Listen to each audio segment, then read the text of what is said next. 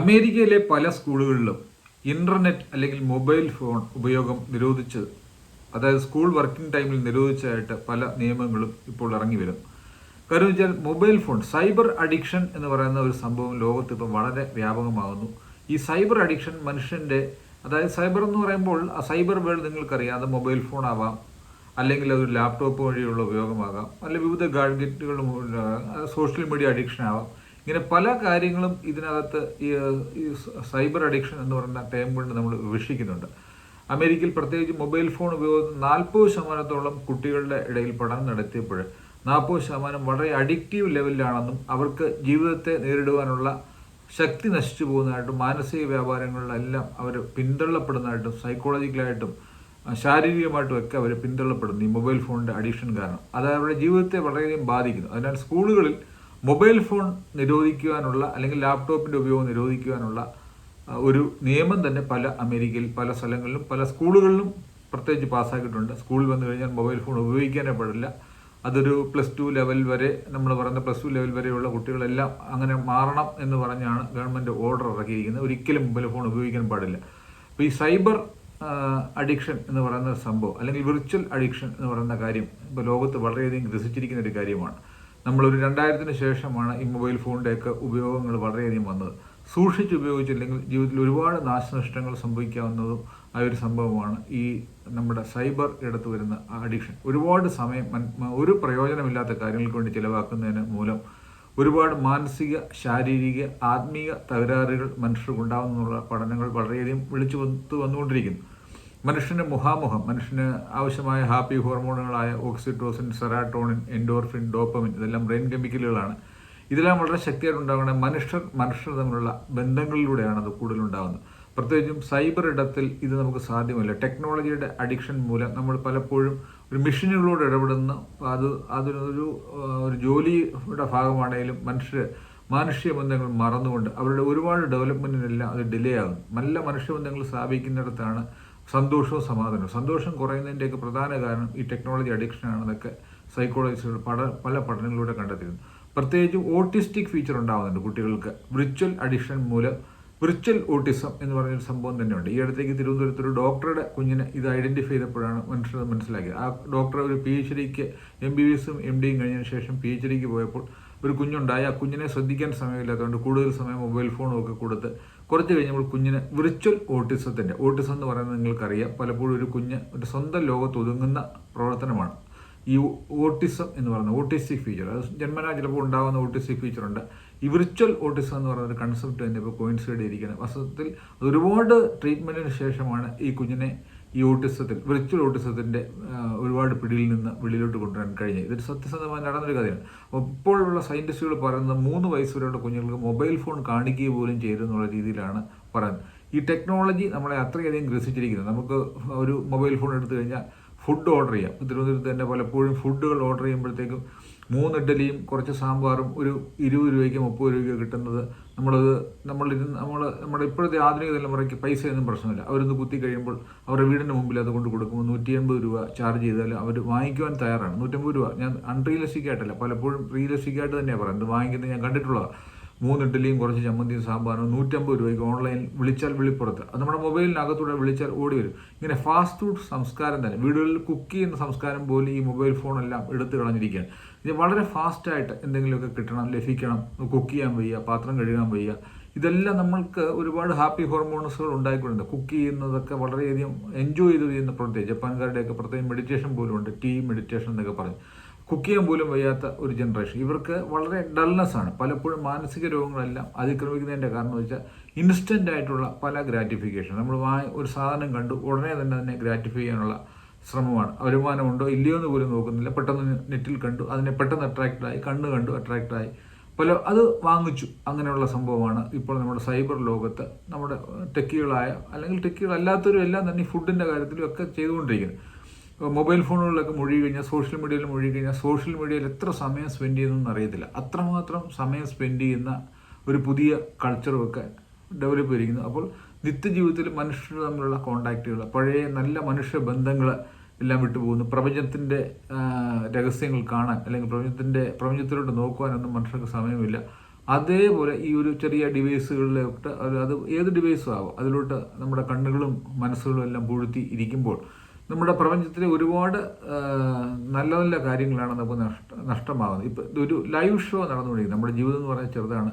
അത് ഒരു ശരിയായ ഷോ നമുക്ക് ഈ പ്രപഞ്ചത്തിൽ തന്നെ നോക്കുമ്പോൾ ഒരുപാട് ഷോസ് നടക്കുന്നുണ്ട്. അപ്പോൾ അത് വിർച്വൽ ഷോ മാത്രം, റെക്കോർഡ് ഷോകളിലേക്ക് മാത്രം ഒതുങ്ങിപ്പോകുന്ന ഒരുപാട് മനുഷ്യരെയാണ് നമുക്കിപ്പോൾ ഇന്ന് കാണപ്പെടുന്നത്. ഏത് സ്ഥലത്ത് ചെന്ന് കഴിഞ്ഞാലും നമുക്ക് ഏത് റെയിൽവേ സ്റ്റേഷനിൽ ചെന്നാലും ബസ് സ്റ്റാൻഡിൽ ചെന്നാലും അവരവരുടെ ലോകത്തേക്ക് അല്ലെങ്കിൽ ഈ ടെക്നോളജിയുടെ ഈ ഒരു ചെറിയ ലോകത്തേക്ക് ഇമ്മേഴ്സ് ചെയ്തിരിക്കുന്ന ഒത്തിരി മനുഷ്യരെ കണ്ടു. പണ്ടെല്ലാം നമ്മൾ ഒരു ബസ്സിലോ ട്രെയിനിലോ ഒക്കെ ട്രാവൽ ചെയ്യുമ്പോൾ അങ്ങോട്ടും ഇങ്ങോട്ടൊക്കെ വർത്തമാനം പറഞ്ഞ് വളരെ എൻജോയബിളായ ഒരു യാത്രയൊക്കെ ആയിരുന്നെങ്കിൽ ഇപ്പോൾ ആരും പരസ്പരം അങ്ങോട്ടും ഇങ്ങോട്ടും മുഖത്തുപോലും നോക്കത്തില്ല. ഈ ഒരു ചെറിയ ഡിവൈസുകളിലേക്ക് ഒതുങ്ങിപ്പോകുന്നു. പലപ്പോഴും അത് ഇൻ്റർനാഷണൽ ലെവലിലേക്ക് യാത്ര ചെയ്യുമ്പോൾ നമുക്ക് അത്രയൊന്നും കാണാൻ സാധിക്കില്ല. ഇപ്പോൾ നമ്മളിപ്പോൾ ലണ്ടൻ റെയിൽവേയിലൊക്കെ ട്രാവൽ ചെയ്യുകയാണ്, ഒരാൾ പോലും മൊബൈൽ ഫോണൊന്നും ഉപയോഗിക്കുന്നതായിട്ടൊന്നും കാണുന്നില്ല. അപ്പോൾ അത് അവർ പ്രത്യേകം ട്രെയിൻ ചെയ്തതാണെന്നാണ് എനിക്ക് തോന്നുന്നത്. അവരൊരിക്കലും ഉച്ചത്തിൽ സംസാരിക്കുന്നില്ല, മൊബൈൽ ഫോണുകൾ എടുക്കുന്നില്ല. കൂടുതൽ കൾച്ചേർഡ് ആയിട്ടുള്ള ജനങ്ങൾ അധിവസിക്കുന്ന സ്ഥലത്തൊക്കെ മൊബൈൽ ഫോണിൻ്റെ ഉപയോഗം വളരെ കുറവാണ്. ഞാൻ പലപ്പോഴും ലണ്ടൻ റെയിൽവേയിൽ ഒരിക്കൽ ലണ്ടനിൽ ട്രാവൽ ചെയ്തപ്പോൾ കണ്ടു, ഒരാൾ പോലും മൊബൈൽ ഫോണിൻ്റെ ഏറ്റവും അതിപ്രസരമുള്ള സമയമാണ്, ആരും പോലും മൊബൈൽ ഫോൺ ഉപയോഗിക്കുകയോ ട്രെയിനിൽ സംസാരിക്കുകയോ മൊബൈൽ ഫോൺ ആരും വെളിയിൽ പോലും എടുക്കാത്ത രീതിയിലുള്ള സംസ്കാരമുള്ള സ്ഥലങ്ങളും കണ്ടു. എല്ലായിടമാണോ എന്ന് എനിക്കറിയില്ല. ചില സ്ഥലങ്ങളിലൊക്കെ ഞാൻ വ്യക്തമായി നോട്ട് ചെയ്തതാണ്. ആരും മൊബൈൽ ഫോൺ ടെക്നോളജി അഡിക്ഷനിലേക്കൊന്നും പോകാതെ അപ്പോഴും മനുഷ്യർ അവിടെ ഇരിക്കുന്ന, അങ്ങനെ മൊബൈൽ ഫോണിലോട്ട് തല വീഴ്ത്താത്ത മനുഷ്യരുള്ള സ്ഥലങ്ങളും ഒക്കെ ഞാൻ കണ്ടിട്ടുണ്ട്. അപ്പോൾ ഈ മൊബൈൽ ഫോണിൻ്റെ ഈ അതിപ്രസരത്തിൻ്റെയൊക്കെ കാലഘട്ടത്തിൽ നമ്മൾ പ്രത്യേക ടൈം നിശ്ചയിച്ച് മാത്രമേ ചെയ്യാവൂ. അപ്പോൾ അതിനകത്ത് തന്നെ പല ആപ്പുകളും ഉണ്ട്.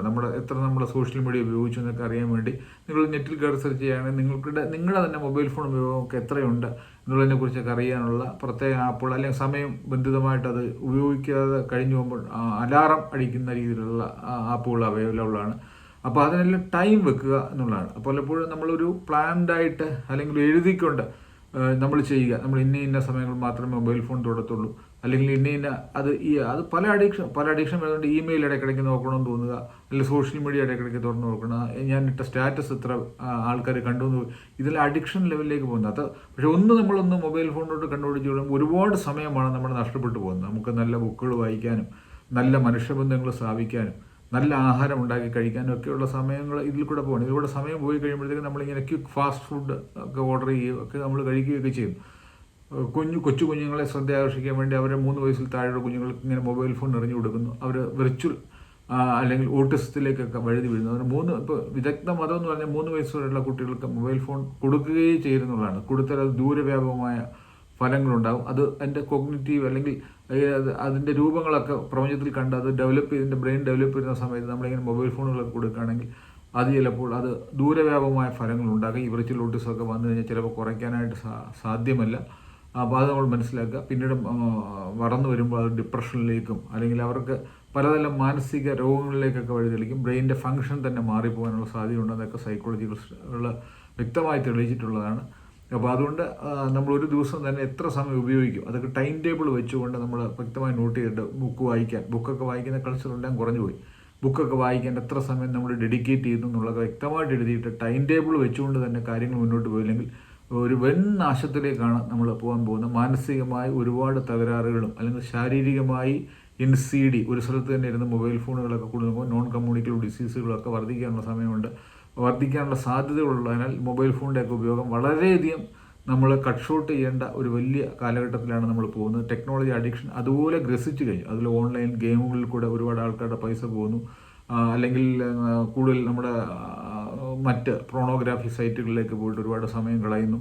അതിനകത്തൊരു അഡിക്ഷൻ വന്നു കഴിഞ്ഞിട്ട് ചെറുപ്പകാലത്തൊക്കെ വീണ് കഴിഞ്ഞാൽ ഈ പോണോഗ്രാഫിയൊക്കെ വളരെ അഡിക്ഷനായി പോയി കഴിഞ്ഞാൽ പിന്നെ വളരെയധികം തെറാപ്പിയിലൂടെയൊക്കെ ഒരുവൻ തിരിച്ചു വന്നാൽ പിന്നെ അല്ലെങ്കിൽ സൈബർ കുറ്റകൃത്യങ്ങളിലൊക്കെ ഏർപ്പെടുന്നു, അല്ലെങ്കിൽ ഡ്രഗ്സിൻ്റെ മാഫിയകൾക്ക് വേണ്ടി വാട്സാപ്പ് കൂട്ടായ്മകളുണ്ട്. ഇങ്ങനെയൊക്കെ നാനാവിധത്തിൽ നമുക്കറിയാൻ വയ്യാത്ത രീതിയിൽ സൈബർ ഇടം ദുഷിച്ചുകൊണ്ടിരിക്കുകയാണ്. അപ്പോൾ അത് നമ്മുടെ സൈറ്റുകളിൽ തന്നെ ഒരു 80% പോണോഗ്രാഫിക് സൈറ്റുകളൊക്കെയാണെന്നാണ് വിദഗ്ധ മതം. അപ്പോൾ ഇതിനകത്തൊക്കെ അഡിക്ഷനായി പോകുന്നു. ഒരു പ്രൈവറ്റ് വേൾഡിൽ ഇരുന്നുകൊണ്ട് നമ്മൾ മനുഷ്യ ബന്ധങ്ങളില്ലാതെ നമ്മുടെ ഇതെല്ലാം നോക്കിക്കഴിഞ്ഞിട്ട് കുറച്ച് കഴിഞ്ഞ് വെളിയിലോട്ടങ്ങ് മനസ്സെല്ലാം വളരെയധികം ദുഷിക്കുകയും വളരെയധികം സങ്കടകരമായ അവസ്ഥകളിലേക്ക് മനസ്സ് പോവുകയൊക്കെ ചെയ്യുന്നു. പിന്നെ അത് ഡീവിയേറ്റ് ചെയ്ത് ബ്രെയിനായിട്ട് പോകുന്നു. സമൂഹത്തിൽ കുറ്റകൃത്യങ്ങൾ വർദ്ധിക്കുന്നു. ഇതെല്ലാം ഈ ഒരു മൊബൈൽ അഡിക്ഷൻ അല്ലെങ്കിൽ സൈബർ ഇടത്തിലുള്ള അഡിക്ഷൻ്റെ ഫലമായിട്ടാണ്. അതുപോലെ ചീറ്റിംഗ്, ഒരുപാട് സൈബർ ഇടത്തിൽ കൂടെ നടക്കുന്ന ചീറ്റിംഗ്, പൈസ ചീറ്റ് ചെയ്യുന്നു, അല്ലെങ്കിൽ പലതരം വാഗ്ദാനങ്ങളിൽ കൂടെ ചീറ്റ് ചെയ്യപ്പെടുന്നു. ഇതെല്ലാം നമ്മൾ വിഷ്വലായിട്ട് കാണുമ്പോഴത്തേക്കും നമുക്ക് ഇതിലുള്ളതാണെന്ന് വിശ്വസിക്കപ്പെടും. അങ്ങനെ ചീറ്റിങ്ങിൻ്റേതായ ഒരു വലിയ ലോകം അവിടെ നടക്കുന്നു. ലഹരി മാഫിയ, ഞാൻ നേരത്തെ പറഞ്ഞ പോലെ ലഹരി മാഫിയയുടെ ഒരു വലിയ വേർഡിനെ തുടങ്ങുന്നു. അവശ്യ വസ്തുക്കളല്ലാത്ത കാര്യങ്ങൾ നമ്മുടെ മുമ്പിൽ കാണിച്ചു വരുമ്പോൾ നമുക്കത് വാങ്ങിക്കാനുള്ള ത്വരയുണ്ടാകുന്നു. ഇതൊന്നും നമുക്ക് ആവശ്യമുള്ളതല്ല. പെട്ടെന്ന് ചിലപ്പോൾ ഒരു വിഷ്വലായിട്ടുള്ള ഒരു ഇമേജ് കാണുമ്പോൾ നമ്മൾ ചാടിക്കറി വാങ്ങിക്കുന്നു, അനാവശ്യമായിട്ട് പൈസകൾ സ്പെൻഡ് ചെയ്യുന്നു. അതുകൊണ്ട് കഴിയുന്നതും ഇതിൻ്റെ ഉപയോഗം നമ്മൾ അമേരിക്കയിലെ സ്കൂളുകളിലൊക്കെ നിരോധിക്കുന്ന പോലെ സൈബർ ഇടത്തിലെ നമ്മുടെ സമയം കുറയ്ക്കണം. ആവശ്യമുള്ള കാര്യങ്ങൾക്ക് എടുക്കുക, അല്ലാതെ ആവശ്യമില്ലാതെ വളരെയധികം സമയം സ്പെൻഡ് ചെയ്ത് കളയാനും നമ്മുടെ നല്ല ഒരു ജീവിതത്തിൻ്റെ അർത്ഥമില്ലായ്മയിലേക്ക് നമ്മളെ നയിക്കുവാനും ഒക്കെ ഈ സൈബർ അഡിക്ഷൻ സാധിക്കുന്നതാണ്. അപ്പോൾ ഇങ്ങനെയുള്ള ഇലക്ട്രോണിക് ഗാഡ്ജറ്റുകൾ ഒത്തിരി നെഗറ്റീവ് റൈസുകളാണ് പുറപ്പെടുവിക്കുന്നത്. മനുഷ്യൻ കോണ്ടാക്റ്റുകൾ നല്ല ഹോർമോൺസുകളും നല്ല സന്തോഷത്തിൻ്റെ ഹോർമോണുകളൊക്കെ വിരിയുന്നുവെങ്കിൽ ഈ ടെക്നോളജിക്കൽ അഡിക്ഷൻ്റെ യുഗത്തിൽ ഇങ്ങനെ കൂടുതൽ സമയത്തിലേക്ക് സ്പെൻഡ് ചെയ്ത് കഴിയുമ്പോഴത്തേക്കും അത് വല്ലാത്ത ഒരു മാനസിക അസ്വാസ്ഥ്യത്തിൻ്റെ ഒരു കാലഘട്ടത്തിലേക്ക് പോകുന്നു. പല കൊലപാതകങ്ങളും കൊള്ളിവെപ്പുകളും ഡ്രഗ് അഡിക്ഷനും ഒക്കെ നടക്കുന്നതിൻ്റെ കാരണം ഈ ഒരു സൈബർ ഇടത്തിലുള്ള അമിതമായ സമയം സ്പെൻഡ് ചെയ്യുന്നതാണ്. നമ്മളിതിനെ നിയമം മൂലം നിരോധിച്ചില്ലെങ്കിൽ നമ്മുടെ മനസ്സുകൊണ്ട്, നമ്മൾ പ്രായപൂർത്തിയായവരെങ്കിലും മനസ്സുകൊണ്ടെങ്കിൽ ഇന്ന സമയങ്ങൾ മാത്രമേ എടുക്കുള്ളൂ. മൊബൈൽ ഫോൺ ഇല്ലാതെ മൊബൈൽ ഫാസ്റ്റിംഗ് ഒരു ദിവസം നമുക്ക് എടുക്കാം. പല യൂറോപ്യൻ കൺട്രികളിലും മൊബൈൽ ഫാസ്റ്റിംഗ് എന്നുള്ള സിസ്റ്റമൊക്കെ ഉണ്ട്. അല്ലെങ്കിൽ സൈബർ ഫാസ്റ്റിംഗ്, ഒരു ദിവസം ഇങ്ങനെയുള്ള ഇലക്ട്രോണിക് ഗാഡ്ജറ്റ്സുകളൊന്നും തൊടുകയില്ല എന്നുള്ള പ്രതിജ്ഞ എടുത്തുകൊണ്ട് ജീവിക്കുന്ന സ്ഥലങ്ങളുമുണ്ട്. അപ്പോൾ ഇത് വളരെയധികം കർക്കശമായ രീതിയിൽ ഡിസിപ്ലിൻഡ് ആയിട്ട് ഉപയോഗിച്ചില്ലെങ്കിൽ ഇത് നാശമുണ്ടാക്കുമെന്നുള്ളത് ഒരു ഉറപ്പുള്ള കാര്യമാണ്. അപ്പോൾ സ്കൂളുകളിലെല്ലാം അമേരിക്ക നിരോധിച്ച പോലെ ഇന്ത്യയിലും സ്കൂളുകളെല്ലാം പറ്റുമെങ്കിൽ ഒരു 10-12 വയസ്സ് വരെയുള്ള കുട്ടി 12ാം ക്ലാസ് എത്തുന്നിടം വരെ മൊബൈൽ ഫോണൊന്നും സ്കൂളിൽ ഒരു കാരണവശാലും കൊണ്ടുവരാനോ ഉപയോഗിക്കാനോ പാടില്ല. അത് കുറ്റകൃത്യമായിട്ട് തന്നെ ഗണിക്കണം എന്നൊക്കെയാണ്, അല്ലെങ്കിൽ നിയമം മൂലം നിരോധിക്കണം എന്നുള്ളതാണ് എൻ്റെ വിദഗ്ധ മതം. ഇത് ഒരുപാട് ഉപയോഗങ്ങളുണ്ടെങ്കിലും ഇതിനകത്ത് കൂടുതലും ദൂഷ്യവശങ്ങളാണ്. മനസ്സിനെ നശിപ്പിക്കുകയും കൂടുതൽ സമയം സ്പെൻഡ് ചെയ്തുകൊണ്ട് അനാവശ്യമായ കാര്യങ്ങളിലേക്ക് ഒത്തിരി കയറിപ്പോവുകയും ഡാർക്ക് സൈറ്റുകളൊക്കെ തന്നെ ഒരുപാടുണ്ട്. ഇതിനകത്തൊക്കെ കയറി പോവുകയൊക്കെ ചെയ്ത് കുഞ്ഞുങ്ങൾ ചെറിയൊരു പ്രായത്തിൽ അവരുടെ ബ്രെയിനൊക്കെ ഡെവലപ്പ് ചെയ്ത് വരുന്ന സമയത്ത് ഇങ്ങനെ എന്ത് ഫീഡ് ചെയ്യുന്നു അതാണ് പുറത്തോട്ട് വരുന്നത്. പലപ്പോഴും നമ്മുടെ ബ്രെയിനുള്ള പ്രത്യേകത, നമ്മൾ എന്ത് കാര്യങ്ങൾ കൂടുതൽ കാണുന്നു അല്ലെങ്കിൽ എന്ത് ഫീഡ് ചെയ്തുകൊണ്ടിരിക്കുന്നു അത് തന്നെ പുറത്തോട്ട് വരും. അപ്പോൾ കൂടുതലും കുഞ്ഞുങ്ങൾ കാണാനുള്ള സാധ്യത എന്ന് വെച്ചാൽ ഇങ്ങനെയുള്ള നെഗറ്റീവ് കാര്യങ്ങളാണ്. ആരും പോസിറ്റീവ് കാര്യങ്ങൾക്ക് ആയിട്ട് സ്പെൻഡ് ചെയ്യാൻ സാധ്യതയില്ല. നമുക്ക് ഓക്സ്ഫോർഡിലെ ഒരു പ്രൊഫസറുടെ പ്രസംഗം പോലും വേണമെങ്കിൽ നെറ്റ് വഴി കേൾക്കാം, പക്ഷെ അതൊന്നും ആരും ഉപയോഗിക്കത്തില്ല. കൂടുതലും ഇങ്ങനെ സമയം ഇതിനകത്ത് സ്പെൻഡ് ചെയ്ത് നശിപ്പിക്കുക. അപ്പോൾ അതുകൊണ്ട് കൃത്യമായ ടൈം ടേബിൾ, കുഞ്ഞുങ്ങൾക്കാണെങ്കിലും ഒരു 12 വയസ്സൊക്കെ കഴിയുമ്പോൾ തന്നെ ഇന്ന ടൈമിൽ മാത്രം ഉപയോഗിക്കാനുള്ള സംവിധാനങ്ങൾ മാതാപിതാക്കൾ കൊടുക്കുക. അഡിക്ഷനിലോട്ട് പോയി കഴിഞ്ഞാൽ പിന്നെ അതിന് വളരെയധികം ട്രീറ്റ്മെൻറ്റ് ആവശ്യമായ ഒരു സംഭവമാണ്. പലപ്പോഴും ഇതൊരു ഡ്രഗ് തെറാപ്പി അല്ലെങ്കിൽ ഡ്രഗിൻ്റെ ട്രീറ്റ്മെൻറ്റ് കൊടുക്കുന്ന പോലെ തന്നെ ഇതിൽ നിന്ന് വിമുക്തിക്കാട്ടും. മൊബൈൽ ഇല്ലാതാകുമ്പോൾ വളരെ ഇറിറ്റബിൾ ആകുന്നു, വളരെയധികം ദേഷ്യം വരുന്നു. ഇതെല്ലാം ആ അഡിക്ഷൻ്റെ സൂചനകളാണ്. ഒരാൾക്ക് മൊബൈൽ ഫോൺ അത് കാണാതെ പോയാൽ എൻ്റെ ലൈഫ് തന്നെ പോകും. ചിലപ്പോഴൊക്കെ ഞാൻ മൊബൈൽ ഫോൺ എടുക്കാൻ മറന്നു പോകുന്ന സന്ദർഭങ്ങളുണ്ട്. അപ്പോൾ ഞാൻ വിചാരിക്കും പോട്ടെ, ഇന്നൊരു ദിവസം മൊബൈൽ ഫാസ്റ്റിംഗ് ആയിട്ട് എടുക്കാം, അങ്ങനെ വിചാരിച്ചു. നല്ല രീതിയിലാണ് ഒരു ദിവസം നമ്മൾ മൊബൈൽ ഉപയോഗിക്കുന്നില്ല, 24 മണിക്കൂർ മൊബൈൽ ഉപയോഗിക്കുന്നില്ല എന്നൊക്കെയുള്ള തീരുമാനങ്ങൾ നമുക്ക് എടുക്കാം. അതുപോലെ തന്നെ നമ്മൾ പർപ്പസ്ഫുള്ളായിട്ട് ഒരു മാസം ഒരു 1-2 ബുക്കുകൾ എടുത്ത് അതിനെ ബുക്കുകളിൽ കോൺസെൻട്രേറ്റ് ചെയ്യാനുള്ള ഒരു ശ്രമം നടത്തണം. ഇതിനെ റീപ്ലേസ് ചെയ്തുകൊണ്ട് നമുക്ക് എന്തെല്ലാം ചെയ്യാൻ സാധിക്കും. ഇപ്പോൾ നിങ്ങളിപ്പോൾ ഇത് കേൾക്കുന്നത് തന്നെ സൈബർ ഇടത്തിലാണ് എന്നെ കേൾക്കുന്നത്. അതുകൊണ്ടാണ് ഇതൊരു ഉപയോഗമുള്ള കാര്യമാണ്. ഞാനിപ്പോൾ ഇത് പറയുന്നത് നിങ്ങൾ കേൾക്കുന്നു. അത് എത്ര പേര് ഇത് കേൾക്കുമെന്ന് അറിയില്ല. ഇതൊരു യൂട്യൂബിലേക്ക് അപ്ലോഡ് ചെയ്ത് കഴിയുമ്പോൾ എത്ര പേര് ഇത് കേൾക്കുന്നു. സൈബർ ഇടത്തിൽ അങ്ങനെ ഇതിൻ്റെ പ്രയോജനങ്ങളുമുണ്ട്. അപ്പോൾ ഇത് നിഗ്രഹാനുഗ്രഹ ശക്തികളുണ്ട്, വളരെയധികം പക്ഷേ നിഗ്രഹിക്കാനുള്ള ശക്തിയുണ്ട്. ഇപ്പോൾ ഒത്തിരി കുഞ്ഞുങ്ങളിങ്ങനെ മൊബൈൽ ഫോണിന് അഡിക്ഷനൊക്കെ ആയിട്ട് ട്രീറ്റ്മെൻറ്റ്, അവരുടെ ഏകാഗ്രതയില്ലായ്മയും പഠിത്തത്തിലുള്ള ശ്രദ്ധയൊക്കെ കുറയുന്നുണ്ട്. ഇത് ടെക്നോളജിയിൽ കൂടുതൽ മുഴുകുന്നതോറും ഇത് ഒരു സൈഡിൽ നിന്ന് അവരുടെ കോഗ്നിറ്റീവ്, അവരുടെ ബുദ്ധിപരമായ ശേഷികളൊക്കെ നശിച്ചു പോകുന്നുണ്ട്. അപ്പോൾ ഇത് അമേരിക്കയിലെ സ്കൂളുകൾ ഇത് നന്ന പഠനം നടത്തിയിട്ടാണ് മൊബൈൽ ഫോൺ അല്ലെങ്കിൽ ഇൻ്റർനെറ്റ്, സൈബർ ഇടം കൂടുതൽ പഠിക്കുന്ന സമയത്ത് ഒഴിവാക്കുക. ആ പഠിക്കുന്ന സബ്ജക്റ്റിൽ കോൺസെൻട്രേറ്റ് ചെയ്യാനായിട്ട് സ്കൂളുകളിലൊന്നും ഇത് അനുവദിക്കത്തില്ല എന്ന നിയമം മൂലം അത് പാസ്സാക്കിയത്. നമ്മുടെ സ്കൂളുകളിലെല്ലാം ഇത് പാസ്സാക്കണം. നമ്മുടെ സ്കൂളുകളിലെല്ലാം ആൾറെഡി ഉണ്ട്. പക്ഷേ കുഞ്ഞുങ്ങളാരും മൊബൈൽ ഫോൺ വരുന്ന വീട്ടിലും പേരൻറ്റിൻ്റെ വളരെയധികം ശ്രദ്ധ വേണം. ഇത് ഒരു അഡിക്ഷൻ ലെവലിലോട്ട് പോയി കഴിഞ്ഞാൽ തിരിച്ചു വരുവാനായിട്ട് വളരെ പ്രയാസമായതിനാൽ ഇതിനെ നമ്മൾ കുഞ്ഞുങ്ങളെ നന്നായിട്ട് അവെയർ ചെയ്യണം.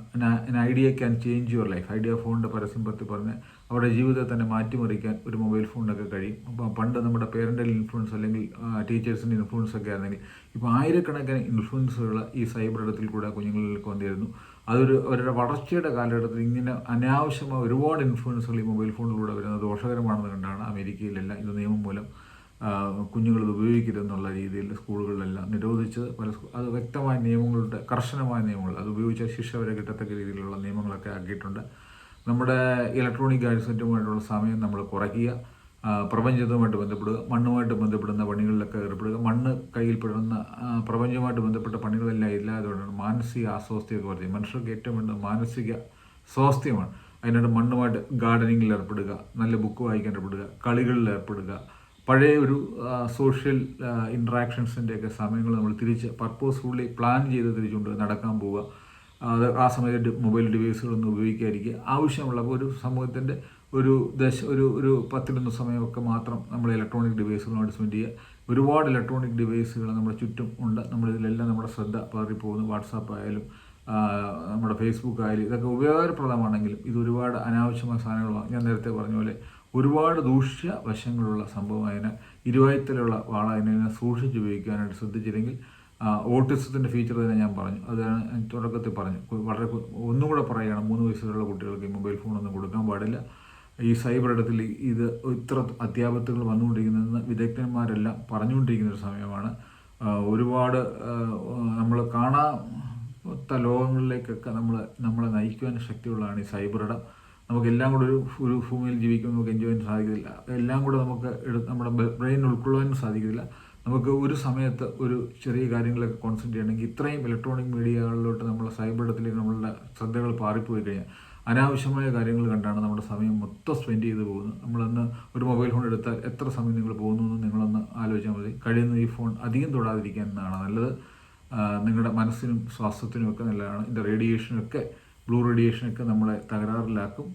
അതും പ്രത്യേകം മനസ്സിലാക്കിയ ക്യാൻസറസ് ആയിട്ടുള്ള കാര്യങ്ങളൊക്കെ ഉണ്ട്. അതുകൊണ്ട് ടൈം വെച്ച് ഉപയോഗിക്കുക, സ്ട്രിക്റ്റ് ആയിട്ടുള്ള ഡിസിപ്ലിനായിട്ട് ഉപയോഗിക്കുക, സൈബർ ഇടത്തെ ശുദ്ധീകരിക്കുക. നല്ല കാര്യങ്ങൾ കാണുവാനായിട്ട് നമ്മൾ തന്നെ മനസ്സ് വെച്ചാലേ പറ്റത്തുള്ളൂ. നല്ല കാര്യങ്ങൾ ചെയ്യാൻ നമുക്ക് അതിനകത്തൂടെ കഴിയുന്നില്ല. ആ സമയത്തിന് ഡീവിയേറ്റ് ചെയ്ത് വേറെ ഒരുപാട് പ്രവർത്തനങ്ങളിലേക്ക് നേരത്തെ പറഞ്ഞാൽ ഈ പ്രവർത്തനങ്ങളിലേക്ക് നമ്മുടെ കാര്യങ്ങൾ ശ്രദ്ധയെ ഡീവിയേറ്റ് ചെയ്യുക. ഒരു മൊബൈൽ ഫ്രീ വേൾഡൊന്നും ഇനി നമുക്ക് സാധ്യമല്ല.